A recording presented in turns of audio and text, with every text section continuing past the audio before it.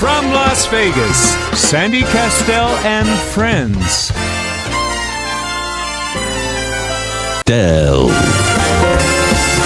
Hi, and welcome to Sandy Kastel and Friends Variety Show with Chef Michael. Good morning, Chef Michael. Good morning, Sandy. How are you? I'm great. How are you doing this morning? Very good. Happy. Wonderful. Yay! Shh. You don't have to knock the microphone off the stand. Hello. Hi, how's the family? Yesterday was a tremendous show. We want to thank everybody for viewing it. We went to the house and did a great job. It was good. It's something different. The only thing I didn't like about it is that we had, I couldn't hear you, Brian. I was looking at you through the Skype. Oh, yeah, he couldn't hear you, so we had to pay attention to the Skype. Yeah. But today's a new show. And you know what? Yesterday, I got this book, Finding the Funny Fast, How to Create Quick Humor to Connect with Clients, Coworkers, and Crowds. And this is, remember Jan McInnes that was on the show? Wonderful. I love her. Great. Yeah. And remember, she had her other book. And so she said, well, I'll send you my first book that I did.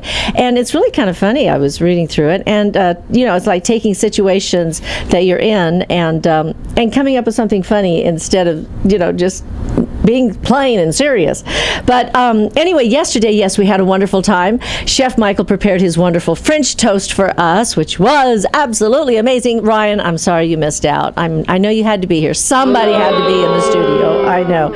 But anyway, Chef Michael, we've got a lot of new things coming up. We've got Wednesday night. Of course, it's not new. We've been there at Sienna's Italian Authentic Trattoria. Oh, yeah. And we're going to be there with Jimmy Molador. And who else? Come on. Oh, let me see. Let me take a look at my... Wake up, Michael. I'm wide awake, young lady. I'm wide awake.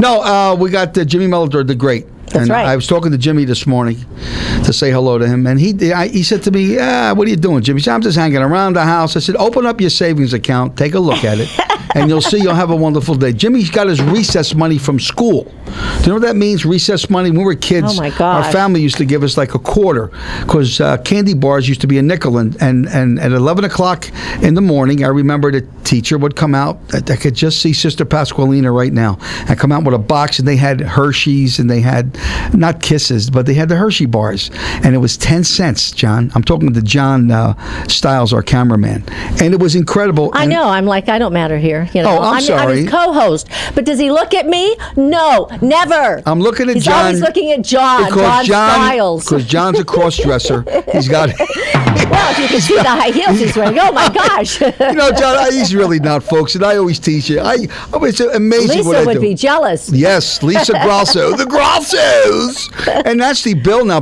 Bill's one of the gang now, Bill Tanner, and we just found out Jolet, he's doing he was looking for a carpenter, a guy who He's doing panels now. He's going to be doing panels, and we can't talk too much about it because it's a secret. It's a secret. But he's doing Don't tell nobody, everybody.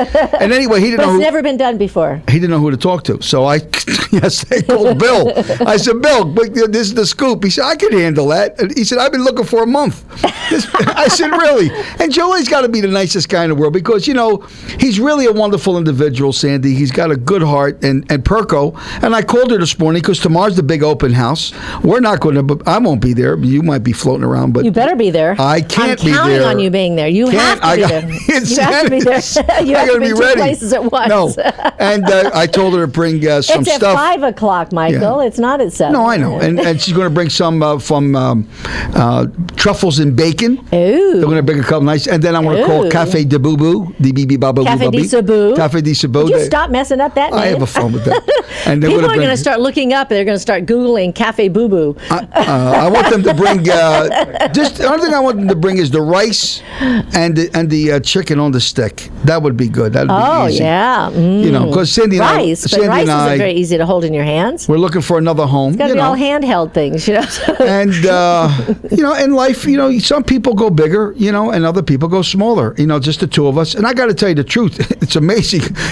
Walking up them steps, my knees are starting to get shot out. You know what I'm trying to say? No, that's because you're 62. Well, it happens. It goes with age. And it was funny because we were performing at Sienna's, and I keep forgetting that kid's name, the big guy, the what's his name? What big guy? Route 66. Don Allen Henley. Don Allen Henley. Love Don Allen Henley, everybody. Great entertainer, great performer. And we're up there, and you guys can't see it, but once it's posted, and this is what I was doing.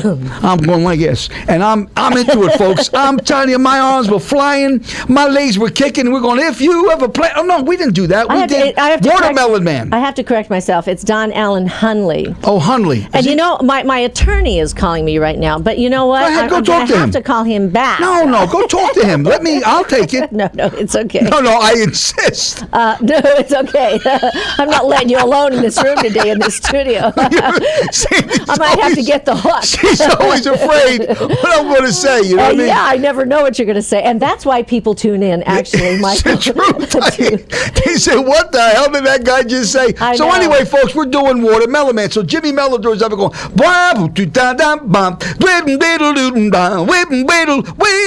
and again, Jimmy, and I'm screaming out there, and I got so into it, and on my hands, this is what I was doing, folks. I'm going like this. Yeah, the crowd's going wild. Let me hear the crowd. Your legs.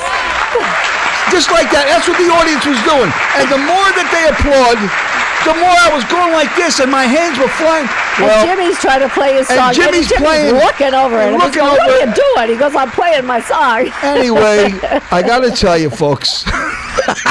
I got up the next morning. My arm was killing me. Your legs were killing me. My legs were hurting. I said, San, oh my God. She says, take a Motrin. Take a Motrin. I did not say Motrin. I said ibuprofen. Ibuprofen, Motrin. No, not me. Yeah. I'm one of them guys. No. Them days are gone for me. I ain't taking any pills. And what did Dr. Perry tell you to do? He said ice it. But does Michael listen? No. So he gets to complain and complain. You know what a hypochondriac is? Michael, everybody, not me. No, don't you dare say that. He has real aches and pains. For me to go to a doctor, I'm serious. I really got to be very, very sick or something happened. You know what I mean? And I'm telling you, I've just been very healthy. Take a break because he is insisting on calling. And you guys go right ahead. Good, thank you. Watch him. If he says it, don't worry about me. Go talk to the attorney. This is more important because this is about the television show. Anyway, what happened is that, mine was hurting, my legs were hurting, my arms, but I got to tell you something. When you got an audience that's out there and you're really having a great time, if you're a true performer, all the pains and the aches go away. Because I remember years ago, and I said this before, when I was young and handsome with a head full of hair. I'm an old man today. But them days, I used to box. I used to be a fighter. And I was good. I was very good. I just didn't want to get hit in the face. I didn't like getting hit in the mug. And many times, you can't be afraid to get in the ring, without getting hit. So I would turn around and I would, box and then... Thank you very much.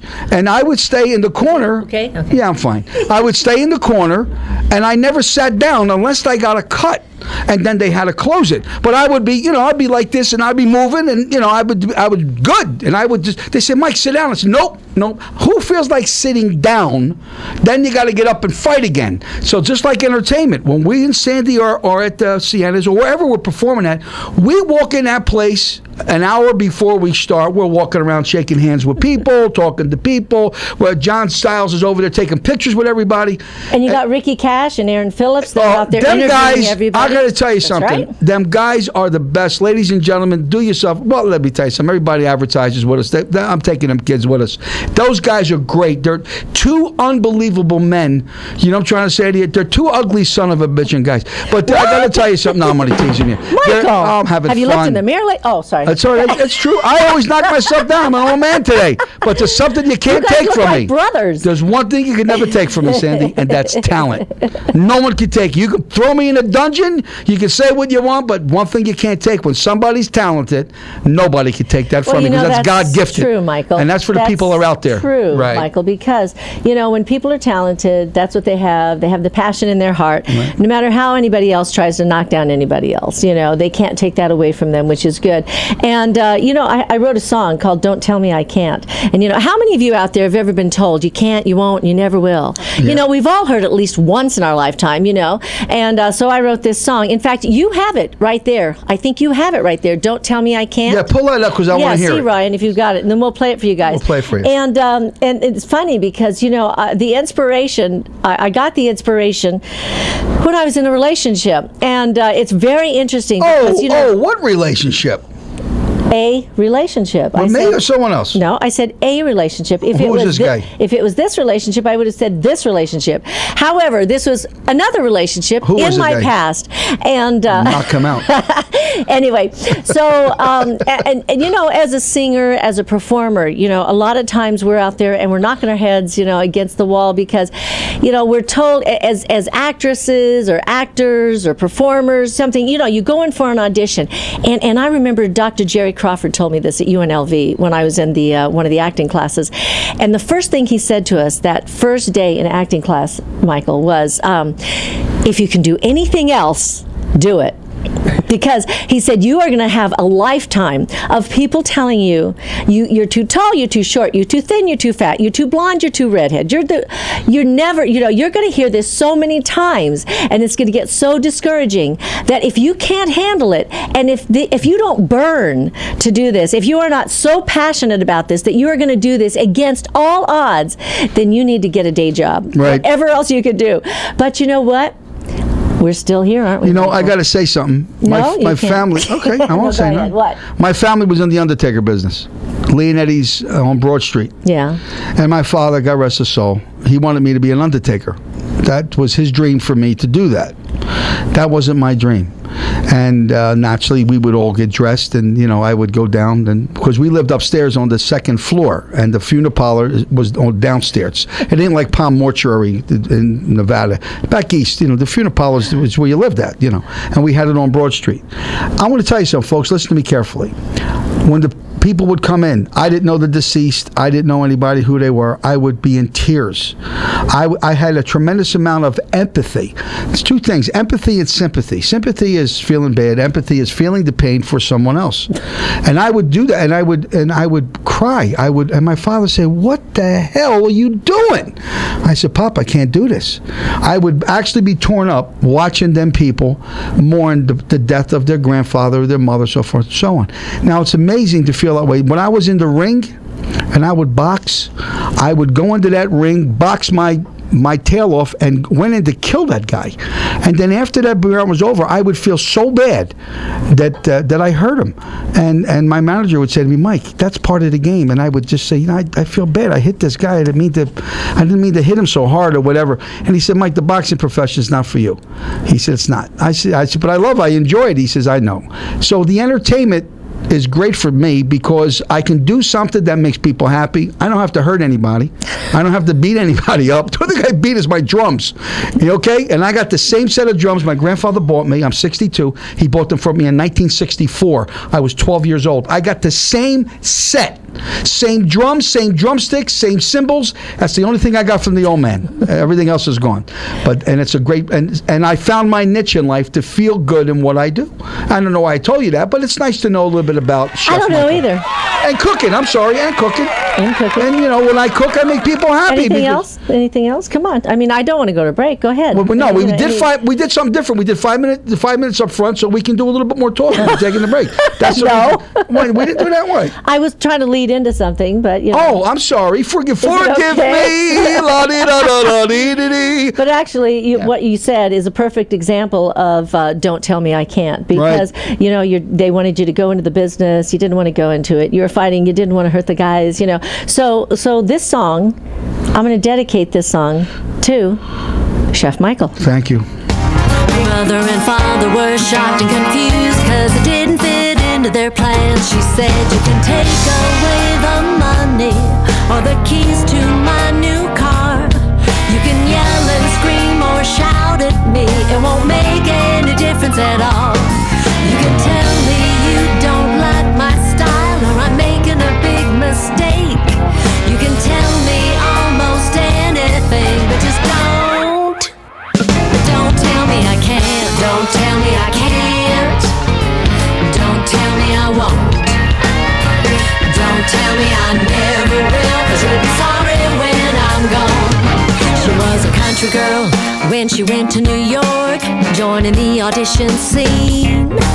Waiting tables, working odd jobs, just trying to make ends meet. He was Hollywood, bossy and mean, always making her feel small. He told her she should give it all up, go back to Arkansas. You can take away the money or the keys to my new car.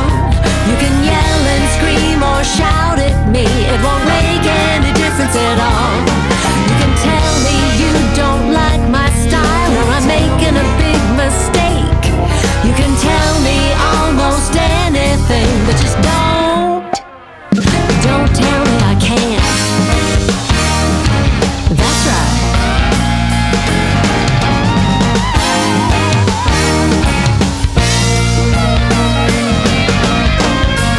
Don't tell me I can't. Don't tell me I won't. Don't tell me I never will, 'cause you'll be sorry when I'm gone. Don't tell me it's way too late. Don't tell me I'm past my prime.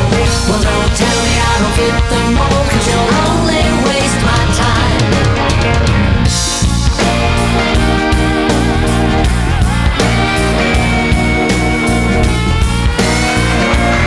Hi. So, welcome back to Sandy Kastel and Friends Variety Show with Chef Michael. And that was Don't Tell Me I Can't, and that was dedicated to Chef Michael Leonetti. Thank you. Because, oftentimes all of us have been told at one time or another that we can't, we won't, and we never will. But I go against that because I feel that if we have a passion in our hearts and we follow our dreams, that we can accomplish anything we want as long as we take a step at a time to get towards our goals. And we have Jan McInnes on the line. Hi, Jan. Hey, how's it going, you guys? Good. How are you? Good. Good. Listen, I got the book that you sent me, Finding the Funny Fast, How to Create Quick Humor to Connect with Clients, Coworkers, and Crowds. I got this yesterday, and I just thought, well, I'm just going to call you and see if you want to call in and talk a little bit about it. Yeah, that's so nice. Well, that was my first book, and I do a lot of writing freelance for, I don't do as much now because I'm so busy, but I was writing a lot for everything from, greeting cards to late night TV to guests on the Jerry Springer show. Yeah. And people always ask, how do you come up with the humor so fast? And so I decided I got tired of saying how I did it, so I just put it in a quick, fast book. So I got to ask you, when you said that last time, you know Chef Michael's here too. Say hi, Chef Michael. Yeah. Hey. Hey. Anyway, Okay. so when you mentioned that about writing stuff for the on Jerry Springer, I was like, really? You write material for them? So tell me a little bit about that. Once in a while they have a special guest. This was a special thing they did a few years ago. I can't say who it was for, but That's they had okay. a bigwig on there, and they needed some jokes. So I ended up writing some jokes. I did not watch they said, you want to watch the show and just bill us for the jokes? I said, I'm not watching the show. You just tell me, send me a check for whatever they use. So I guess they used about a dozen jokes or something. And it's funny, that same night I was doing a show, the same night my jokes aired on Jerry Springer, I was doing a comedy show for surgeons for Kaiser Permanente. So that was the level of one level down here, one level up there. That's funny. Well, listen, do you have any funny stories about you doing a show or any kind of things that happened to you that were kind of jokes on you? I'm trying to think, like as far as stuff that's happened to me. I'm trying to think. I'll have to get back to you on that one, Sadie. I know okay. I do. Okay, so what's your favorite Italian recipe for today? And we'll have Chef Michael give you a recipe. How's that? Oh, good. Give me a low-cal pizza. How's that? Well, you take a dozen of eggs and you hang them on a hook in the moonlight sun, then you fry them until they're done. It's a delicious thing. See what I mean? Yeah. That's finding the funny fast. Michael. Yeah. Talking about funny, getting the recipe, people say I'm a comedian. I'm not a comic. I am not a comedian. I'm not a comic. Somebody's trying to call me, and I'm just going to put them on hold here. But anyway, the main thing is it's the delivery of a joke. It's the delivery. It's the timing. And right, as you well know, as a writer, and when you tell a long joke, if you go, tell you what I'd like you to do. Go on YouTube and put Mike Leonetti stand-up. And Okay. and you'll take a look at these 3 jokes that I said, and we were at where the hell were we at? We Where were was at it? the Viva Las Vegas. Viva Las Vegas Event Center. and I yes. got to tell you, the thing was absolutely fantastic, really, really good, and I was very, very impressed with it. And take a look at it, and you'll see the 3 jokes that I said. He didn't know he was being filmed. No, I That's really even the didn't know. funniest part. I didn't know that. Because all of a sudden, somebody sent him an email and said something about, wow, that was really cool what you did over at Viva Las Vegas. He said, what? And it turns out that they were filming that night, and the guy just took it upon himself to put the clip up there on YouTube, which happens a lot, when you're out performing. Yeah. Everybody's got their cell phones, it's like they're taking video of us. It's incredible. But he was Yeah. actually the videographer that night, and he did not ask us our permission, but he did put it up there on YouTube. Which was nice, but then again, you get a lot of a performer. Let's say you did bad or you bombed. You wouldn't want to be up Let's there. say you bombed. I mean, Yeah. I didn't bomb, but I'll tell you something. It was really just absolutely amazing. So what I wanted to ask you, like Sandy said, as far as the recipe is concerned, if you're in an Italian restaurant, what's your favorite dish? And please don't tell me lasagna. She said low-cal pizza. Oh, low-cal pizza. No. Local pizza or eggplant parmesan, really. Okay. Oh my gosh, he makes the best eggplant There's not, parmesan. there's not Yeah. such thing as low-cal pizza because the dough is where the calories are at. That's So I don't care what you put Unless on you it. use no dough. Right, unless you lose no dough. The eggplant parmesan is very, very easy. I'm going to give you it's my Aunt Franny Franco's recipe for eggplant parmesan. This is she used calabrese. Now, the traditional eggplant parmesan is you get your eggplant, you dip it in egg, you season your egg with salt, pepper, parsley, garlic, and then what you do, put it in breadcrumb, and then you fry it, and then once they're all fried, then you get your sauce, you know what I mean? And for those that do not know how to make sauce, all right, you can go to Smith's, because Smith's is one of our biggest sponsors. That's right. You can get yourself ragu, you can get yourself Prego. I'm serious. Yeah, right over on because I did it Sahara. before. One day I spilled a And whole Durango. pot of sauce. I swear to you, I'm not lying to you. And it took me 6 hours to make it. It went all over the floor. I made a mistake. Sandy looked at me. I said, what the hell? I got in my car, ran to Smith's. I got Prego. I'm not BSing you.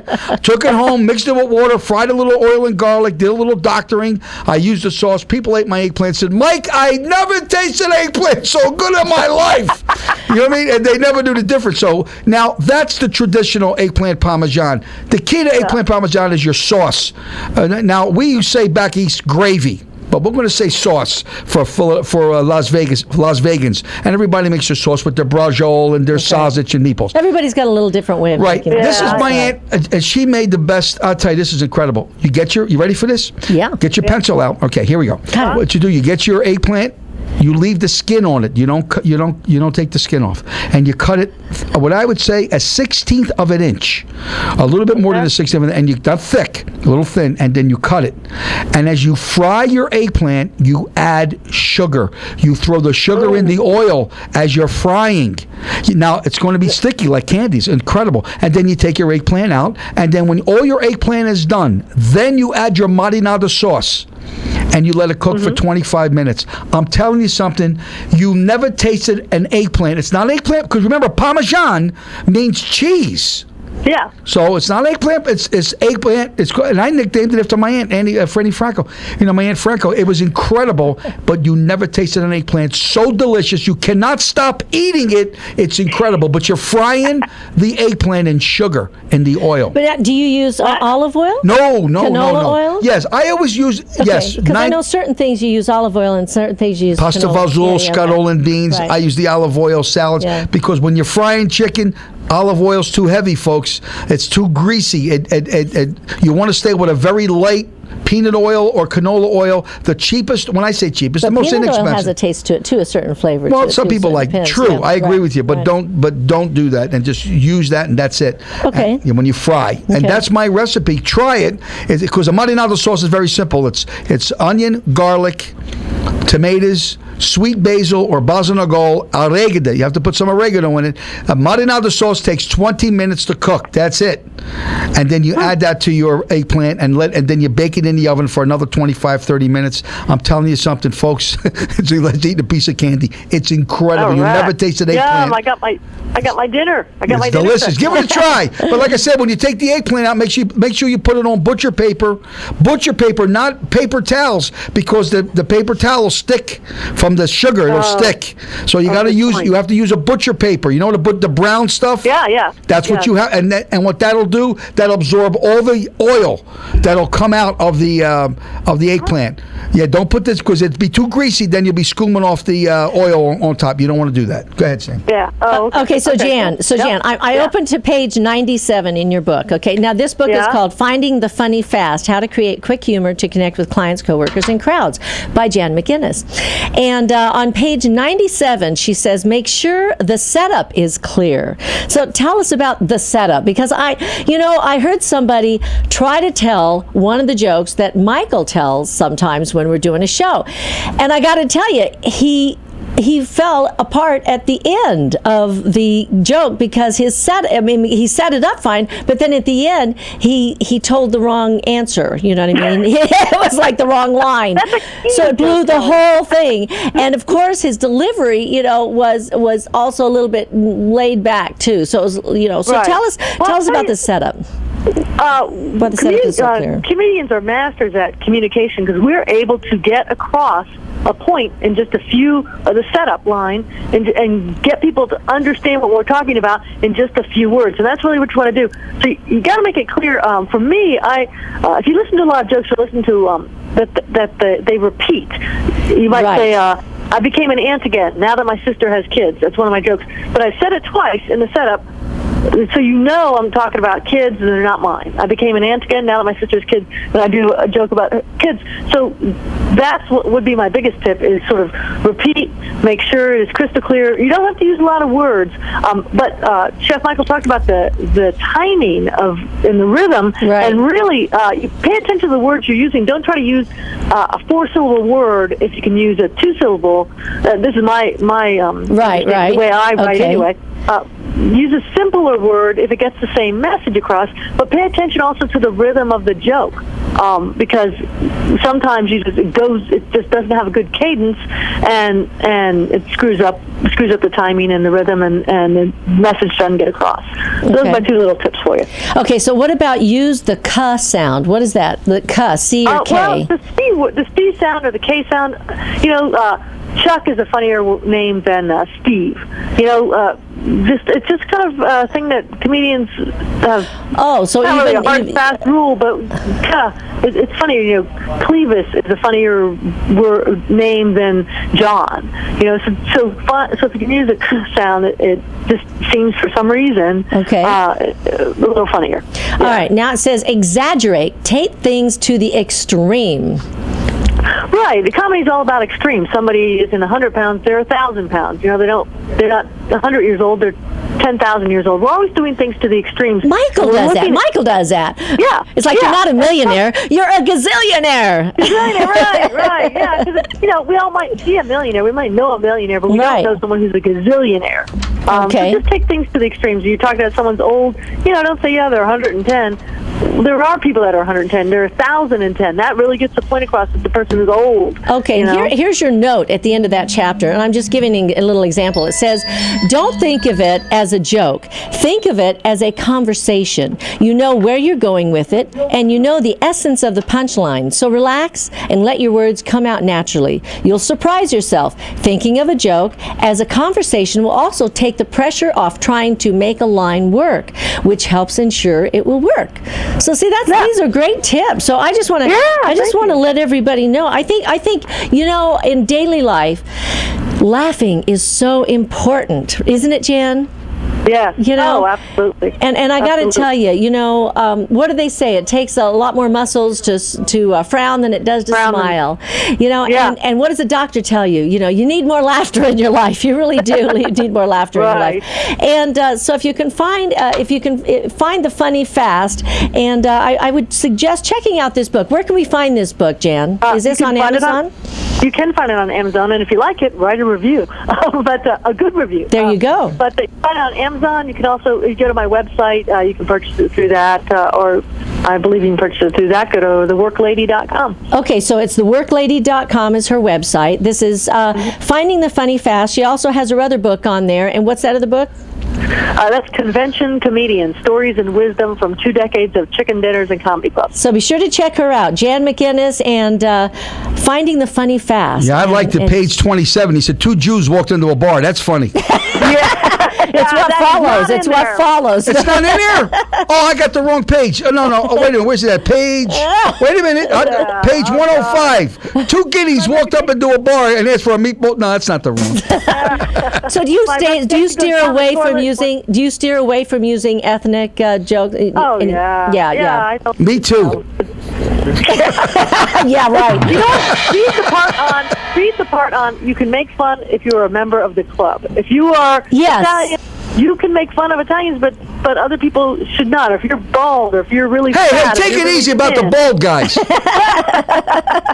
Why do people got to do that? Why? They say bald. Why? Did we pass our break again? Oh, my gosh. That's all right. Listen, I want to just say thanks again, Jan, for calling in. I appreciate it. And thank you again for sending me this wonderful... I love you guys. What's up, Jimmy Melodor? Let me have this phone. No, this is important stuff.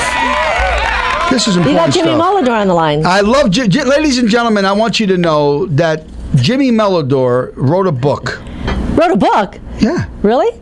How to Play Sax and 10 Easy Lessons? No, he wrote... Let me See, tell that you was something. Finding the Funny Fast. Yeah. Stick the comic to me. Yeah. Let me handle the comics. You worry about making meatball sandwiches with Giancarlo. So Jimmy's book came. Jimmy, your book is incredible. I picked that book up. I couldn't put it down. I know. It's The Player, right? The Vegas Player. The Vegas Player. Unbelievable. And I'm telling you something, Jim. You know, a lot of people, you were very blessed. It's like me. I'm actually dating a celebrity. Sandy was Miss America. Yeah. Oh. She was in the Miss America pageant. She was Miss Nevada, and she's still as beautiful as ever, I'm telling you, and gorgeous as ever. That's because I love her. See, when you love somebody, you don't see gray hair, you don't see none of that gray stuff. Hair? I have no gray hair. I know you don't, sweetheart. You're I have naturally a lot of red hair. A lot of red hair. And me, my hair is black. So anyway, thanks to Lady Clearroll. So Jimmy, how did you come up with this title for Vegas Player? Well, it was confusing because we've had several other titles, the Jazz Swinger, and what it is I've been blessed, or maybe unblessed, I don't know. I've had such an extraordinary life thrown at me because of my saxophone, and I came up with all of the stars that we all know in yesteryear with Elvis and Frank and the Rat Pack, worked all these people, and unfortunately I was able to get perks thrown at me that most people never get. Women, everything, job, everything. Any transvestites cross your path? Well, you stop with that transvestite. But you asked that, and the answer is yes. Yeah, I'm sure. Listen, I know because when I was with the band up in Alaska, we had that happen to one of the guys in the band. So well, that's all right. I mean, let me explain it. When Ann Margaret and I went to the Fountain Blue to perform, her husband, Roger Smith, had parties there that you would never believe. One night it would be this party, and one night they had a transvestite party.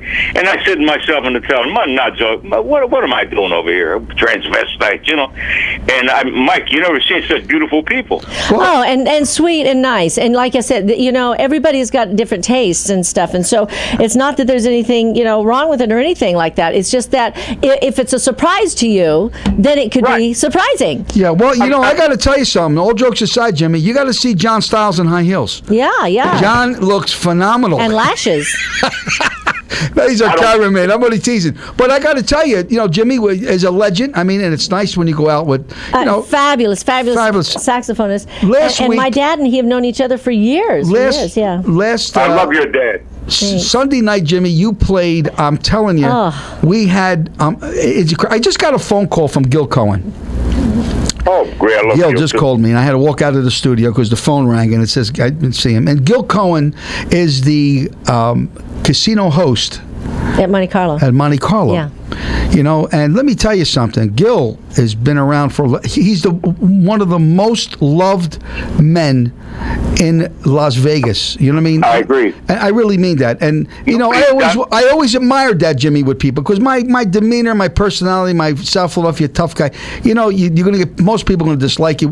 Gil, everybody loves Gil Cohen. Oh yeah. Everybody loves this man. I never seen him raise his voice. He's one, and he's a very dear friend of mine. He's very close to me. You know what I'm trying to say? And I love this guy with a tremendous respect. So he calls me on the phone just now. He says, "You playing tomorrow?" I said, "Yeah, we'll be at Sienna's Italian restaurant, Totale or whatever it is. With Giancarlo. We'll be at the restaurant." He says, "Well, I want to bring somebody very special. One of the I don't want to mention, but an entertainment director he wants to bring over to see the show." And one thing about Gil, he always promoted, and I got to tell you something. Not because, Jimmy, it's Sandy and I show, this show is a part of everybody. That's why I'm so excited for October 5th. Yeah. That Sandy, big band, with my father-in-law, 16 pieces. Dick Kastel, he got up.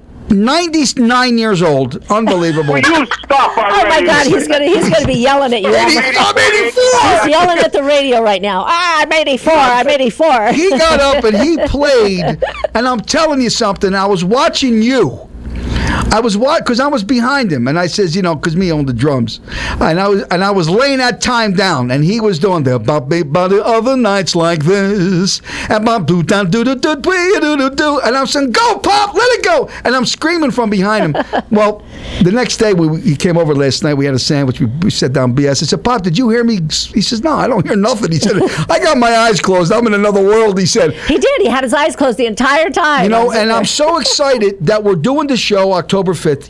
And unfortunately, I wish we could sell more tickets. We can't. There's only so many people. 120 seats. 120 That's seats, and we went from 150. And Jean-Claude says, "No, I have to go down. I need to whatever the hell he said." Part of it is, Jimmy, as you know, we're over in the bar side, and Giancarlo they just took down that wall over the bar and turned that bar into a U shape, and it's absolutely beautiful. The room is great, and so it opened up the room so that a lot more people will be able to see the stage now. So we're going to be taking up that whole in there with the big band, and they'll be able to see him all the way down into that room. Yeah. And I got to say something, Jimmy. I love that guy. I always had a great kindred spirit with him, and I could never thank him because the other bands go in, they play, he pays them, they walk out the door. My people, they got to sit at a certain place. I mean, really and truthfully, the guy's really bending over backwards because your people are demanding.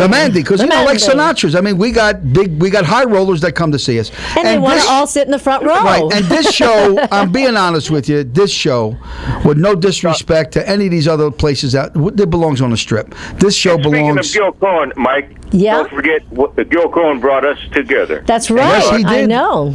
Yes, he did. Gil Cohen brought us together, so now we are indebted to Gil because our friendship is unbreakable. We have such a love for each other. Yeah, it's true. Unbelievable. Well, he brought me to another friend and it didn't work out. But anyway, I'm only kidding you. But Gil is the best, and I'm going to tell you something. He loves the show so much, and in this town, it's all juice. I'm telling you something. And Sandy and I, we're increasing the band. We're putting 2 more pieces in. This show belongs on the Strip, and that's exactly what we want to do is bring this show. That's right. To not only the Las Vegas people that we know, but to people from Wisconsin and Oregon, and and people from all over the country. Right. Hey, Jimmy, I got a question for you. Yes, Jimmy, in your book, is this a tell-all book? It is. Yeah. And Mike Weatherford is the author, and one of the things he says in it, he says, Jimmy Mulador has escaped tragedy all of his life because of his escapades with various people, with women, with wise guys, blah, blah, blah, and this and that. He said, but now that this book comes out, this may do the trick. Well, Jimmy, in our day, it was, you had to be connected to get in. When you did the shows in Vegas, it was the boys that put you in. When I came in. No, I don't buy it. I got myself in. Mike. Well, not me. Not me. No, but not everybody, Michael. Not me. I've known many wise guys. Many of them grew up next door to them, and I always kept my stand against them because if they do you one favor, it's over.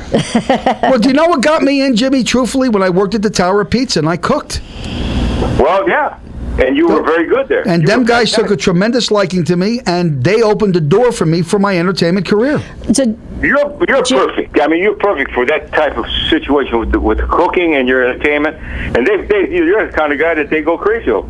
Jimmy, I can see that. Jimmy, Yes, are you working on anything right now? Any big projects that we should know about? Well, yeah, with this book coming out, and then, of course, I'm looking forward to, well, I don't want to say where, but we're looking forward to a Monday Night Jazz coming up. Okay. And that's a return of Monday Night Jazz from the Four Queens. When it was so popular down at the Four Queens, they brought everybody there. Moody, Dizzy Gillespie, everybody was coming in there. Right. Moved it over to the Riviera. Right. And, hang on. Hold on.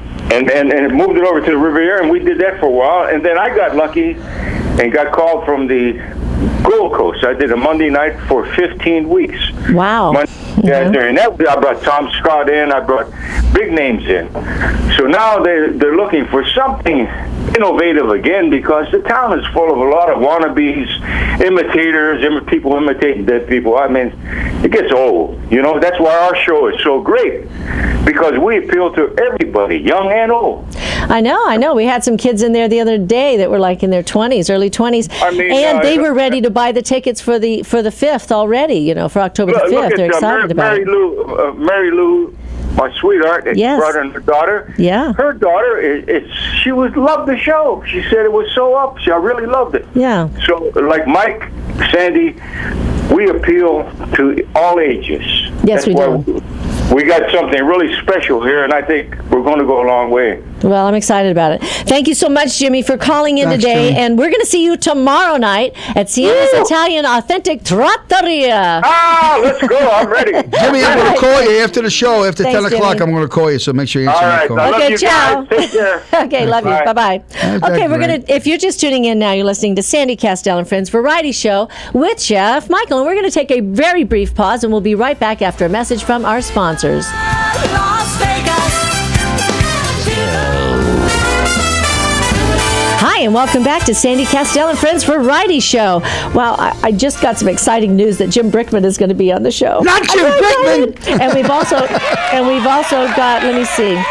We've got, we're working on getting Minnie Driver on the show. Minnie Driver? Yeah. And Minnie also, Driver. let me see, there was somebody else. There's Jeff Timmons of 98 Degrees. Get out, He's not Jeff ready. Timmons. Yeah, and he's going to come on next week.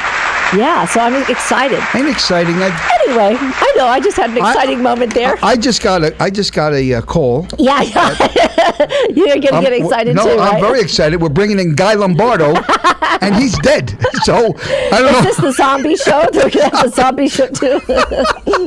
You know, I got to say, having this show on KLAV 12:30 a.m. and being a part of Lotus Broadcasting is just wonderful. And we just want to thank our staff and everybody that helps us so How much. about John Lindquist? John Lindquist. We've got, Daryl and Davidian. She's the first one that brought me to KLAV. And I know I've said this before, but thank you, Darylyn. And Sue and Robin, all the gang here at KLAV. Robin, I love Robin. But also what's really nice is that everything that we're doing here on the radio show, we want to thank all of our listeners because you guys have been coming out to support us at the Sienna's Italian Authentic Trattoria on Wednesday nights. You guys were out there Sunday night also, which was kind of, tough because we thought we were going to be on Wednesday, then it got moved to Friday, and then it got moved to Sunday. So we got to say, we loved everybody that came out on Sunday. Thank you so much for supporting us, and also for supporting WEMA, our foundation. It's Women and Men in Music and Arts, empowering artists of all ages through education, mentoring, and scholarships. And I just want to invite everybody to go online to WIMAFoundation.org. That's WIMA Foundation.org, and become a member. It's only $35 a year, and every month. In fact, coming up in a couple of weeks, we've got a WEMA luncheon, and we've also got wonderful food. We've got Chef Michael, we've got Cafe di Cebu, and we've got truffles and bacon. What are you laughing about? I'm just thinking of Holy stuff. cow. Excuse me for talking, Like, what? What are you laughing about? I'm just thinking because, I'm so happy. I feel in a good... I want to send a shout out to all my friends. We always give a shout out. And I didn't mention, who I didn't mention through the whole show? Who didn't you mention? You know who? Well, go ahead. Who didn't I mention? Who? The Grossos, the billionaires! I miss them. I haven't seen them in a couple days. I miss you, Carl and Lisa. They're so wonderful. What about the Pascals? Well, Dr. Perry, they were there last night. He brought that salami in. What and about the Perko and Jolie? Perko and Jolie we love them. Robert and Carolyn. Robert and Carolyn, Eloise the best. Strubble. Eloise Strubble. Mrs. Strubble, how are you, Robert Mrs. Turner. Strubble? We've got, the list goes on. And again, it all comes back to everything that we're doing here and how much all of our listeners are supporting us and coming out to see us wherever we go, whether it's the West Wing Cigar Lounge and Sienna's Italian Authentic Trattoria. I talked to George. Or what? I talked to George this George morning. who? George, our buddy George. George Polera. Yeah, my buddy George. Hey, George. George is coming And in, and Tony. he said he talked to Paul Apello. Yeah? I knew Paul for 40 years, and he listens. And we thank you, Paul, for listening in every day, and may God bless you and your family as always. And we like to thank again everybody for listening. I know a lot of people they call, they don't call. Bottom line is, we love you, and thanks for making us number one. And we're glad that Sandy and I could brighten up your day. Yeah. And we try very hard to brighten up your day because let me tell you something. This radio show ain't no joke. To get up every morning at 5:30, she's got makeup people in the house and wait. Yes, that's what I meant. Guess where I'm going today? Where are you going? I'm going over to Backstage Dance Studio, and yes, it's my dance class today. And I'm going to be doing the dance class, and then afterwards, we are going to be filming our first segment of the Staying Fit and Fabulous Forever. Fit and Fabulous Forever. And we've got John Stiles is going to be there. David Taylor's going to be there. We've got Susan McKinney's going to be there taking photos. Not Susan. Yeah, Susan McKinney is going to be taking photos. Great. And then I've got my makeup artist Marissa from over at Let's Talk About Hair over on West Charleston, and Peter Anthony, who's my new hairstylist, my new color manager. And don't you like my new color? Anyway, so we're going to have all the team over there today, and my partners in dance class are going to be on the show, and we're all going to do a number to one of my songs on my album this time around. Yes. And what are the and it's a secret because I'm not going to tell you the song yet. You're going to have to wait and see it when it's on TV, and we're going to be on cable and a couple other channels. So I asked her makeup people. I said, "What about me?" I'm trying to say to you, get the glare from my bald head. I told him to bring the powder puff. The powder puff for me. And I said, "How about my wrinkles?" And the guy said, "You need a jackhammer to get those suckers out." Actually, I told Aaron and Ricky Cash that we were going to be filming this Wednesday, but I got to let them know we can't do it this Wednesday at Sienna's because they got a big, huge party over there, and so we can't disrupt that. No. But we'll be there performing, but we're not going to be filming. But anyway, I was telling them, I said, we're going to bring the powder puff. Still have Ricky Cash there. They can still No, they're going to be there, but it's just that they're going to be there interviewing everybody as they come through the door as usual. But they don't have to wear their tuxedos, is what I was going to say. Oh, that no. Because they were going to wear their red tuxedos, and they don't have to do that. Well, from here we got to do our commercial. Saturday, is it Saturday or Sunday? We're going to be filming over at Tuscany Grill. Yes. In the kitchen with Jerry. With Jerry. Yes. I'm going to whoop that boy's butt when I get him in that kitchen. He's in the ring with me now, so you're in my world now, boy. I think they're going to do, what are you going to do? Like chicken parmesan? No, chicken. I want to make the chicken marsala because the chicken marsala that I make and the way I do it, people can do it at home. Yeah. But there's an art to it, and that's what we're going to do. And I'm very, very, very excited because we love the Tuscany. And I still want to do something. I still love to do a show for these guys up there. I know. So anyway, we're doing so many great things. And so we want to invite you and thank you, everybody, for supporting us here on Sandy Kastel and Friends Variety Show with Chef Michael. And we're looking forward to seeing you again tomorrow morning. And you can also see this show this afternoon on YouTube. Compliments of John Stiles. We'll see you tomorrow. See you tomorrow, Ciao. everybody. Have a Thank you so day. much. The Sandy Kastel and Friends Variety Show with Chef Michael. Now it's back to work for me so I can pay the bills.